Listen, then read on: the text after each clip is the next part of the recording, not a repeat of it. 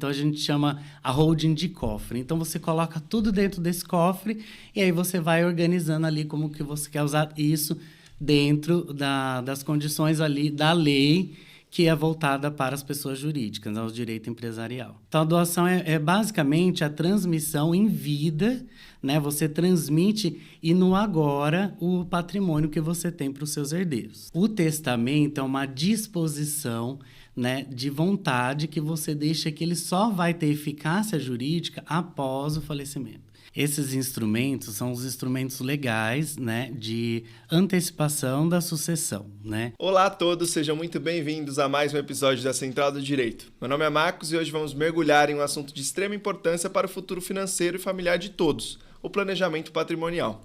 Falaremos sobre como organizar seus bens de forma inteligente, evitando burocracias e conflitos futuros. É um tema que engloba assuntos como a doação, o testamento e com foco especial na modalidade do holding familiar. Olá, eu sou Priscila Pinheiro e, de fato, organizar o patrimônio é fundamental para garantir a tranquilidade de quem fica.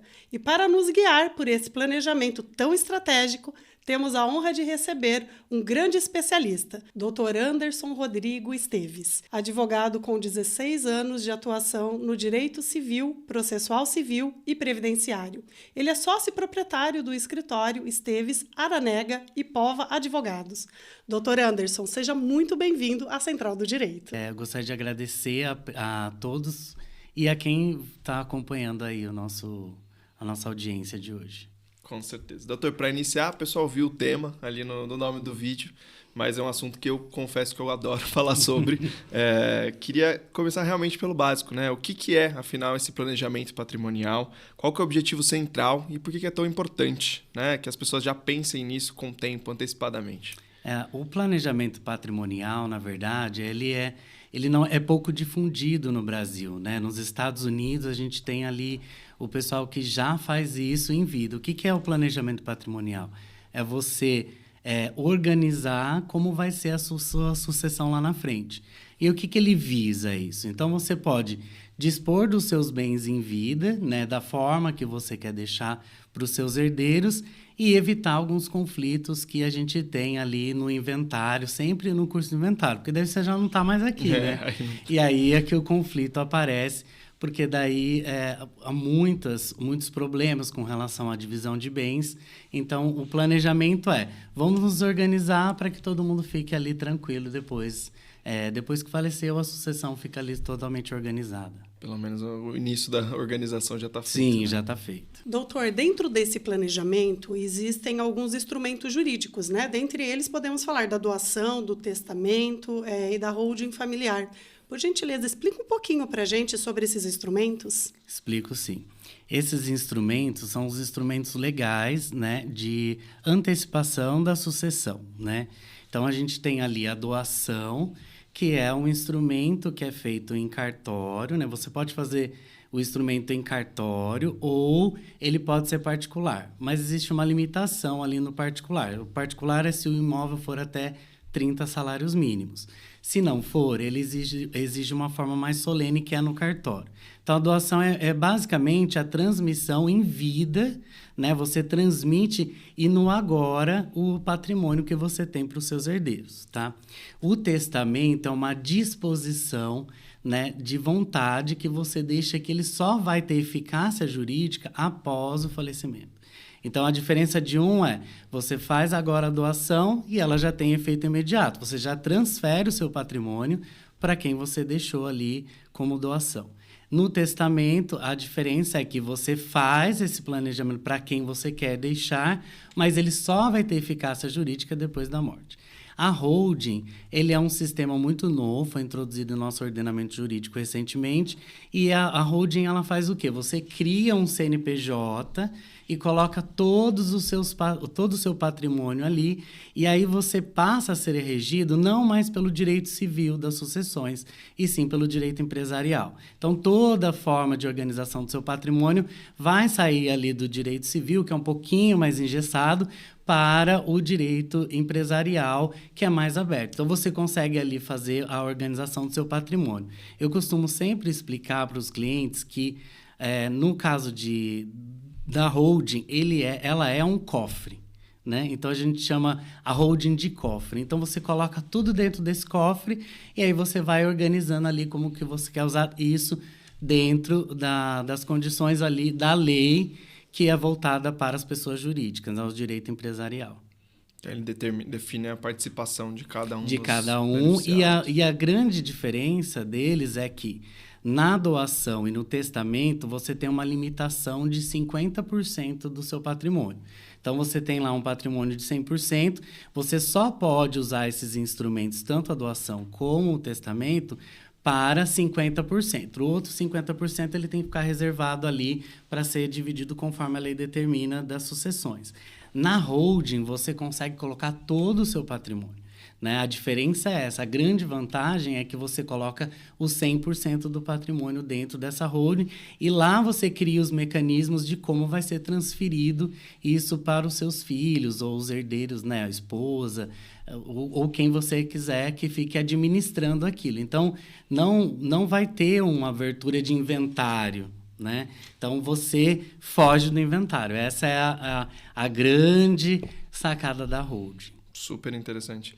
Doutor, a gente comentou um pouco sobre esse início da organização ali, antes de pensar na sucessão, né? Eu queria que o doutor explicasse um pouco mais qual que é o cenário macro que o planejamento patrimonial, busca resolver, né? Qual que é o cenário? O importante, né, é que você faça uma avaliação com um profissional, né?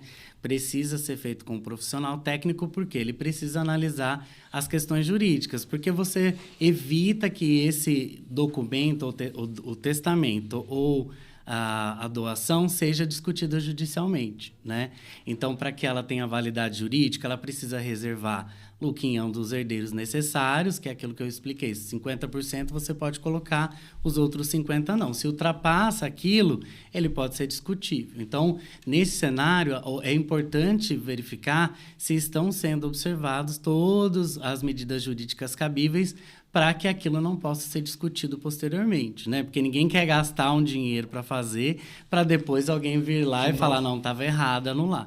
Então, é muito importante que se tenha esse controle. E ele é importante porque você também tem um acompanhamento de a questão tributária, né? Porque muito se discute a questão tributária. Então, o inventário hoje, em uma média, você vai gastar 20% do seu patrimônio vai ser utilizado para fazer o inventário, né? Você tem custo do inventário, você tem as custas processuais, o imposto de transmissão, né, que é o ITCMD, e o advogado.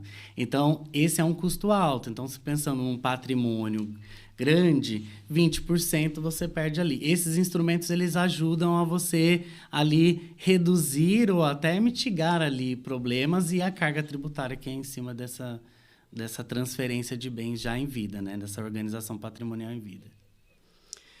Doutor, nós sabemos do seu vasto conhecimento na área, então a gente vai explorar bastante, né? Eu acho que é muito legal também a gente entrar no ponto, né, com a nossa audiência, das nuances e os pontos críticos que devem ser analisados, né, nesses instrumentos. Os pontos críticos porque são instrumentos discutíveis judicialmente. É por isso que eu falei. É muito importante saber se o documento que está sendo redigido ali, ele está dentro daquilo que a legislação permite. Então, você precisa desse acompanhamento técnico de um advogado. E aí a gente tem aí várias discussões da jurisprudência, né? Então, os tribunais ali, quando a legislação é omissa em algum ponto, os tribunais criam jurisprudência, né? Que são decisões reiteradas sobre o assunto, e aí passa ali a te orientar para que você não tenha esse problema de discussão do documento que você fez, né? Então, por isso que é importante esse acompanhamento. Para a holding, como você transforma todo o seu patrimônio de um CPF para um CNPJ, é muito importante que você tenha ali muito bem definido quais são os impostos que vão incidir sobre essa empresa, né? É só abrir um CNPJ e colocar tudo lá? Não é, né? Você precisa ter uma organização e precisa de uma orientação, tanto de um contador quanto de um especialista, de um advogado especialista na área. Doutor, falando especificamente sobre a holding patrimonial, né? Quais são os detalhes críticos hoje da estruturação societária e como se escolhe, né, o tipo societário, como que a participação dos familiares é definida? Na holding, como eu expliquei, você transfere todo o patrimônio de um CPF para o CNPJ, né? Então, essa estruturação é muito importante, porque neste CNPJ vai ser feito um contrato social, né, que ele vai reger ali essa empresa. Então, neste contrato social, a gente precisa ali indicar as cláusulas importantes, né? Quando falece um sócio, quem é que vai assumir isso, né? Certo. Como que eu faço a venda de algum bem de dentro da holding para um terceiro? Quem que vai autorizar isso ou não? Essa estruturação é extremamente importante. Para isso, você precisa analisar todas as questões técnicas, inclusive a tributária. Então, a holding, ela é muito importante por isso, porque você consegue ali definir a forma dentro do direito empresarial. E ela pode ser uma holding só patrimonial, porque a gente está falando aqui de patrimônio, mas a holding ela pode ter outras vertentes. Ela pode ser uma holding, por exemplo, de blindagem patrimonial, que não é especificamente para a sucessão, ela é para outro motivo. Para evitar que o seu patrimônio seja dilapidado por dívidas. Então, ela pode ser uma sociedade limitada, uma SA, e ela pode ser também, agora que foi criado uma sociedade unipessoal. Então, eu quero uma holding para tudo que eu tenho, eu quero colocar lá. Depois, eu quero definir outras questões sucessórias, mas, por enquanto, eu quero definir. Você pode ser o único sócio dessa holding. Então, você vai administrar o seu patrimônio, só que, ao invés de pelo seu CPF, né, que a incidência de impostos é diferente, você vai ser regido ali pelo direito empresarial, tá? Entendi. E então, é necessário criar um perfil de empresa específico ou você pode utilizar uma empresa existente já para realmente representar esse papel? Você precisa criar uma sociedade holding, né? Entendi. Porque a gente teve uma alteração, por isso que a holding tá mais difundida no Brasil, porque ela não tinha nem previsão legal. Então, vendo essas modificações, essa necessidade, né, no Brasil, algumas pessoas de pensarem nos seus patrimônios, principalmente pessoas com patrimônios muito grandes, né? A gente vê apresentadores de TV, todos eles utilizam esse sistema porque eles evitam aquela questão do inventário, né, que a gente sabe que tem muita discussão, e eles fazem esse tipo de sociedade. E aí, a espécie de sociedade você que define, se ela vai ser uma sociedade limitada ou uma sociedade por ações, mas você tem que criar uma holding. A holding é uma empresa que você pode colocar empresas nela ou você pode colocar patrimônio nela. Então, ela precisa ter um CNPJ exclusivo da holding. Certo. Doutora, a doação e o testamento já é algo mais padrão, mais tradicional, né, dentro do direito da sociedade. Como o doutor mesmo pontuou, toda essa organização pela holding patrimonial é até que relativamente recente, né? Sim. O doutor teria, na verdade, já jurisprudências sobre esse assunto para compartilhar um pouco com a gente? Qual está sendo o entendimento da justiça em relação a essa organização? Sim, a gente tem, né, a jurisprudência ela é muito volátil, né? Mas a gente consegue ali ter bem definido que para doação e testamento o mais importante é respeitar a legítima. Esse é o principal aspecto que a gente tem ali controverso na doação e no testamento. Porque se você não deixar os 50% para o herdeiro legítimo, você vai ter um problema ali de invalidação daquele documento. Ou seja, você vai perder todo aquele trabalho que você fez. Então, a jurisprudência tem se firmado nesse sentido de que a legítima deve ser respeitada. Também na holding, embora você coloque todo o 100% do patrimônio, a jurisprudência também tem olhado no sentido de que se deve também se respeitar ali a legítima. Não da forma como é no direito civil, de uma forma diferente que no direito empresarial a gente analisa isso de forma diferente. Mas a jurisprudência tem aceito a holding patrimonial, né? O STJ tem definido que ela é legítima, mas ele tem trazido também uma importante informação na jurisprudência que as pessoas têm criado holding para blindagem patrimonial, para fraudar credores. Aí, quando se verificar a existência de fraude contra credores, aí essa holding pode ser invalidada. Então, o aspecto principal no da holding, que a jurisprudência tem definido é para blindagem patrimonial e fraude contra credores, não pode. Mas se for uma holding para sucessão, né, que é a a holding patrimonial, a holding caixa. Então, você pode ter ali, fazer tranquilamente, a jurisprudência tem aceitado e tem definido que é cabível, sim. Esses 3 instrumentos, mas eles têm que respeitar essas questões ali de jurídicas, né? A doação e o testamento, a legítima, a holding, se a boa-fé, né? Toda a questão que também você deve levar para lá, né? Para que não tenha essa discussão aí de uma blindagem para fora como intuito de fraude. Isso aí a jurisprudência tem entendido que não é possível. Certo. Os doutores comentaram sobre os 3 instrumentos, então, né? Doação, testamento e a holding. E a holding. Como eles se integram, né? Pensando num planejamento único, como eles podem se integrar e quais são as vantagens de cada uma aí quando a gente combina?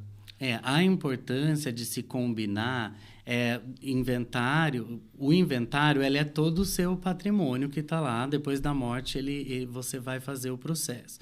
Nesses instrumentos, você ali tira uma parte desse patrimônio para que ele, no inventário, seja menor e o custo menor. Então, a integralização desses instrumentos são importantes. Importante porque no testamento você pode colocar um terceiro que não é o seu filho. Quero deixar para o meu neto, né? Então, você faz um testamento. Na doação, você já transfere a propriedade, né? Automaticamente, quando você doa, o donatário já passa a ser o dono do bem. Então, se depende do seu momento e aquilo que você planejando fazer, cada instrumento é para um momento da sua vida. Então, por isso que é importante analisar o conjunto dos instrumentos, se eles vão serem benéficos com relação à carga tributária, aquela questão que a gente sempre fala, a disputa, né, entre herdeiros no final. Então, esse conjunto é importante. Às vezes, a pessoa chega no nosso escritório e fala, eu quero fazer uma holding. Mas, analisando toda a documentação dela, é um caso de doação. Por exemplo, ela falou, eu ouvi falar de holding, eu quero fazer uma holding. Mas falou, olha, no seu caso, uma doação é mais vantajosa. Tanto na questão tributária, como na questão documental que ela apresentou para a gente, né? Ou ela fala assim, não, eu quero fazer uma doação. Fala, não, esse caso aqui você pode deixar no testamento. Então, esse conjunto deve ser analisado caso a caso, porque a gente consegue verificar qual é o caminho melhor para o cliente. Depende da intenção também, né? Sim. E se a gente pensa em pontos cruciais, né, para evitar problemas futuros, para não ter nenhuma invalidação jurídica, o que o doutor elencaria como esses pontos cruciais? Os pontos cruciais que a gente vê bastante, a questão que é levada sempre para o judiciário, é a questão da legítima. Sempre respeitar, buscar fazer um testamento, uma doação e uma holding, respeitando os princípios básicos do direito, né? Então, você tem que ter a boa-fé, você tem que ali verificar se você não está querendo fazer algo que é fora da lei, ou utilizando esses instrumentos para burlar a lei, né? Então, esses são os pontos cruciais. Você precisa analisar nesse cenário, né, todo o patrimônio da pessoa e o que ela almeja, na verdade, né? Porque uns querem benefícios fiscais, outros só querem deixar aquilo porque acho que aquele meu filho ele é mais propício a cuidar dos meus negócios, eu acho que o outro já não vai ter essa capacidade, também não gosta muito daquilo que eu trabalho. Então, esses instrumentos são importantes e é crucial saber exatamente o que o seu cliente busca para você indicar para ele o melhor instrumento, né? Com certeza que ele busca sempre o menor custo, mas aquilo que realmente vai atender a necessidade dele realmente efetiva. Justo. Doutor, além dos cuidados jurídicos, né, e os pontos cruciais, quais são as recomendações práticas, né, para um bom planejamento geral patrimonial ser feito? O bom planejamento ele é feito com uma análise criteriosa de todo o patrimônio. Então, além do patrimônio que você quer ali trabalhar, você precisa também fazer uma análise. Quem são os herdeiros, né? Quem são as pessoas que você quer que aquele patrimônio que comunique com outra pessoa. Então, na doação, você tem, por exemplo, cláusulas que você pode... uma cláusula de reversão. Eu dou para você com uma condição que quando você se formar na faculdade, você vai receber essa doação, né? Então, você pode colocar uma condição dessa. E aí, por exemplo, que no meio do caminho você falece, né? Estava na faculdade e faleceu. Como é que fica? Então, você pode incluir cláusulas, por exemplo, de reversão, de que em caso de falecimento, esse imóvel doado ou bem doado volta para você, para o seu patrimônio. Que seja incomunicável também, que não... Se você não gosta da minha nora, quero fazer do marido dela, ou da esposa dela, não quero que fique para ela, caso eles venham ter um divórcio. Então, você pode colocar que não se comunica. Então, esse bem na doação também não vai se comunicar não vai ser transferido para a esposa ou para o esposo, entendeu? O matrimônio não vai interferir. Não vai interferir, porque essa análise criteriosa que a gente fala é inclusive isso. Quem são os herdeiros? São casados? Quais regimes de bens eles são casados? Né? Então, a gente precisa analisar todo esse cenário para que aquilo fique dentro do que a legislação permite e que esse documento não seja discutível posteriormente na justiça, que é o que a gente quer evitar, né? Bom, enfim, nós sempre estamos procurando tratar assuntos muito relevantes aqui no canal da Central do Direito, e algo que a gente percebe nessa interação com a audiência é o quanto muitas vezes eles nem tinham pensado naquele assunto, né? Sim. E ao consumir esse conteúdo, eles se dão conta de o quão é importante, né? Quando a gente pensa num caráter preventivo, né? Então, puxa, eu nunca pensei nisso, né? Mas que bacana ter acesso a esse tipo de informação e quero começar a me organizar. Quais são os pontos importantes que o doutor, né, é lógico, né, a gente vai precisar de um profissional muito competente para prestar as melhores orientações, como o doutor já bem esclareceu, mas aproveitando a oportunidade, né, desse caráter informativo, quais seriam esses pontos para falar assim, olha, eu quero iniciar essa jornada aí? Como seria? Ponto principal, né, que a gente sempre busca é que seja harmonioso entre todos os envolvidos. Então, primeiro a gente precisa ali sentar com a pessoa que quer fazer um desses instrumentos, ou a doação, ou o testamento, ou a holding, para saber quais os objetivos principais dela. E depois, né, num cenário de holding, saber como que você vai colocar, quem é que vai administrar, quais as condições. Então, todos os envolvidos nessa organização societária precisam estar cientes e de acordo com o que vai acontecer ali posteriormente ao seu óbito. Então, por isso que é importante fazer uma análise crucial dos documentos, saber se os imóveis estão todos regularizados, né? Todo o procedimento que você precisa ali para... Qual a minha economia de imposto, né? Qual imposto eu vou deixar de pagar? Qual imposto eu vou ter que pagar para fazer esses instrumentos? Porque tanto na doação você precisa pagar o ITBI, né? Que é toda vez que você faz, você tem que pagar o ITBI. E na holding, você teria a incidência do ITBI, mas existe um mecanismo exatamente porque as pessoas têm usado a holding para fugir do ITBI, né? Então, e no testamento, você vai só ter ele aberto depois do falecimento, ou seja, a validade dele é só depois. E mesmo assim, no testamento, o juiz faz essa abertura do testamento. O juiz analisa se as condições que aquele testamento estão, se elas são válidas, se as cláusulas são ok. Então, você vai ter uma segunda análise ainda do juiz. Por isso que é importante você colocar todo esse cenário que você tem que falar, olha, eu tenho tudo isso daqui, eu quero organizar, né? De que forma você quer organizar, porque daí a gente consegue ali tratar cada caso específico naquela modalidade que melhor atende o cliente. Certo, doutor. E para concluir, esses são os passos iniciais, mas então quais são as medidas jurídicas cabíveis para iniciar esse planejamento patrimonial para quem... Você precisa de um profissional especializado, em primeiro lugar, para analisar toda essa documentação. Você precisa de um suporte, no caso de holding, de um contador, né, que você vai precisar fazer, porque daí você transformando ali em pessoa jurídica, direito empresarial, o contador é obrigatório, né? Então, você tem que ter ali esse conjunto, saber realmente se essa é a melhor forma de organização, que a família pretende aquilo, né? Ou, no caso da doação, ela vai atingir a legítimo ou não, né? Eu estou beneficiando mais alguém do que outro, para evitar que depois, no momento futuro, essa discussão venha à tona, né? Então, o que a gente quer evitar é o litígio judicial. Então, a gente faz isso para não virar processo. Então, é importante que todas as questões jurídicas estejam ali bem elencadas e bem claras para o cliente, para ele falar, olha, fui bem orientado e eu estou fazendo tudo dentro da lei, não tem discussão, o judiciário não vai depois modificar isso da forma que eu quis deixar na minha sucessão. Doutor, e, bom, essa possibilidade, né, de que nós estamos vivendo nesse momento de disseminar tanta informação, né, como eu disse, antigamente você precisaria consultar um advogado para ter as informações que nós estamos hoje, né, divulgando aqui através desse episódio. Para que a gente possa enriquecer ainda mais, né, a experiência de quem está nos ouvindo sobre o assunto, tem algum caso do escritório, enfim, que o doutor já tenha atuado e que é um caso peculiar ou que tenha marcado pela sua importância, que o doutor poderia estar compartilhando aqui com a nossa audiência? Sim, a gente sempre tem, né? Sempre alguma. No caso da hold, né?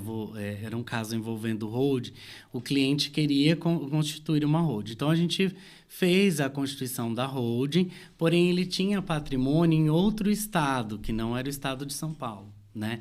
Então, por isso que é importante você analisar todo o cenário macro, porque dependendo de onde estão localizados os bens, é a legislação daquele estado ou município que vai ser, que você vai ter que analisar. Então, é muito complexo você fazer uma hold, não é tão simples, porque você precisa, além de conhecer, a gente que é advogado no estado de São Paulo, é acostumado com a legislação aqui, a gente já conhece, trabalha isso no dia a dia, mas outros estados têm nuances diferentes. Então, nesse caso, o cliente ele tinha uma fazenda no Mato Grosso e queria incluir na holding. Quando a gente fez a inclusão na holding, a holding ela é isenta de TBI, que é a transmissão, imposto para colocar o imóvel na holding. Então, em Limeira, São Paulo, a gente conseguiu. Todos os imóveis daqui, ok, a prefeitura, né? Porque você tem que fazer um processo também na prefeitura administrativa. Falaram, ok, a holding está ok, para mim não tem problema, não tem incidência de imposto. Eles deram um parecer. Quando chegou no Mato Grosso, o Mato Grosso falou, não, aqui não. Aqui você precisa pagar. E aí é que entra aquela discussão, né? Por que tem que pagar em um e no outro não, né? Aí a gente precisou estudar toda a legislação do Estado e via que essa legislação era contrária à Constituição Federal. Então, precisou-se fazer um processo para que fosse declarada inconstitucional aquela norma, para que ele fosse isento do pagamento daquele imposto. Porque eles entendiam que a gente coloca na holding o patrimônio, o bem, com valor venal ou próximo ao valor de mercado. Né? E lá a gente tem um valor que é declarado no imposto de renda ou um valor que as próprias prefeituras fazem uma certidão que a gente chama de certidão de valor venal. Aqui a gente colocou o valor que ele declarava no imposto de renda, que era já maior o que a prefeitura tinha. E a prefeitura lá, ela falou assim, não, aqui eu vou lá, avalio o seu imóvel e eu falo qual o valor ele vale. E aí você vai ter que pagar o imposto sobre isso. Para você ter uma ideia, o imposto chegava a aproximadamente R$60 mil. Era o imposto que ele teria que pagar. Muito considerável. E aí a gente teve que fazer um processo judicial para que fosse determinado a prefeitura a declarar inconstitucional aquela norma municipal e aí ele ser isento. A gente conseguiu fazer isso, né, tanto com a parte contábil, porque você tem que fazer uma adaptação contábil e ainda uma ação judicial. Agora, essa questão ficou mais clara, porque o STF afetou um processo e teve um julgamento que definiu, olha, não incide em TBI na transmissão do bem para holding. Tá? Então, nenhum município mais vai poder fazer isso. O problema é, para qualquer holding, o STF falou assim, não é todas as holdings, é só a holding patrimonial. E desde que ela não tenha ali dentro dela a locação de bens, venda de bens, não seja uma atividade principal. Então, o que ficou definido? Se ela for uma holding cofre, que eu só quero definir lá depois a sucessão ou algumas questões de venda, não tem incidência. Agora, se ela exercer alguma atividade dentro do mercado, ou locação de imóveis, ou compra e venda, aí esse imposto vai ser incidência. Então, por isso que precisa analisar muito bem a questão, para que você não chegue lá e uma surpresa de um imposto no valor de R$60 mil que você não estava, e nem no planejamento quando o advogado apresentou para você, né? Então, por isso que é importante você analisar esse cenário, e essas questões são importantes, porque o judiciário vai ali se moldando, né, com a jurisprudência, porque é uma brecha ali na lei. Então, a gente precisa ou de uma instrução normativa ou uma portaria, ou, se não tem essa portaria ou instrução, a gente tem que o judiciário legalizar essa situação. Que aula, hein? Exatamente. E parabéns. Brilhante atuação nesse caso que o doutor compartilha com a gente. Sempre me encanta ouvir como os bons advogados atuam, né? Porque não é simplesmente ir lá e recolher o imposto que foi colocado. Ou fazer o que deu, né? Tem que fazer sempre exato. mais. É estudar, é entender até onde pode ir. Sempre que a gente bate numa defesa de inconstitucionalidade, eu falo que o advogado é aquele que estuda muito, né? Para chegar nesse ponto. Então, parabéns. Muito Brilhante obrigado. Atuação. Realmente enaltece muito os advogados aí, quando a gente vê um trabalho tão bem feito como esse. E serve de exemplos, e através deles que a gente vai criando jurisprudência, realmente consolidando decisões. Então, parabéns por isso. Obrigado. Doutor, obrigada por compartilhar esse vasto conhecimento que o doutor tem. Tenho a certeza de que todas as informações que foram compartilhadas, elas são muito úteis para toda a nossa audiência. Tratamos aqui de um assunto muito importante, né? Quando a gente fala aí de um caráter preventivo, de já se organizar, já cuidar de todo, né, independente da atuação do testamento ou da holding, né, que a gente explorou um pouquinho mais nesse episódio, mas a importância, né, das pessoas entenderem que se organizando muito bem e já pensando com uma certa antecedência, dá para fazer isso da melhor maneira possível, né? E mais uma vez, pontuando aí, procurar um bom profissional que realmente entenda, né? Porque é aquilo, às vezes o cliente ele tem essa percepção, o doutor mesmo compartilhou com a gente essa situação, e já chega no escritório achando que sabe o que tem que fazer, né? E aí se depara com um profissional competente, ele vai conseguir orientar ali para que seja feito da melhor maneira possível. Então, acho que o episódio de hoje ele já trouxe muita informação, né? Para que as pessoas elas tenham essa noção, mas fica aí ainda a conclusão de que o advogado que fizer a consulta ali vai conseguir fazer essa orientação da melhor maneira possível. Mas muito obrigada por compartilhar todas essas informações. Elas foram muito úteis, com certeza. Eu que agradeço. Eu agradeço vocês. A gente deu uma pincelada, né? Porque são assuntos extensos, mas a gente conseguiu trazer ali as principais dúvidas, né? E o que a gente falou, né? A pessoa, às vezes o cliente vem, porque hoje o Google, né? As pessoas são formadas no Google.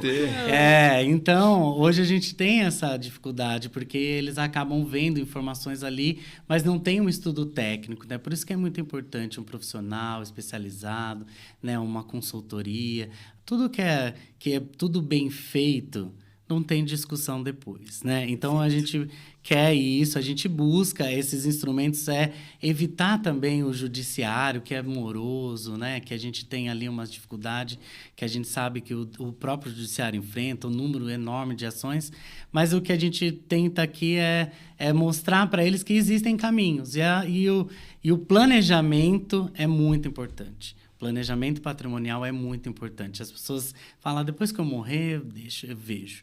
Mas se você fizer, né, com muita cautela, da forma que você quer, você vai deixar aí um patrimônio aí bem organizado para os seus herdeiros, sucessores e tranquilo. Perfeito. Muito obrigada, doutor. Eu que agradeço. Até a próxima. Até mais. E para você que nos acompanhou, queremos saber, você já pensou em fazer um planejamento patrimonial? Quais são as suas principais dúvidas ou desafios? Deixe aqui embaixo seu comentário e compartilhe as suas perspectivas. Se você gostou do episódio, deixe seu like, se inscreve no canal e ative o sininho. Porque aqui na Central do Direito falamos de temas que realmente impactam a vida das pessoas com quem vive o direito na prática. Nos vemos no próximo episódio e até mais.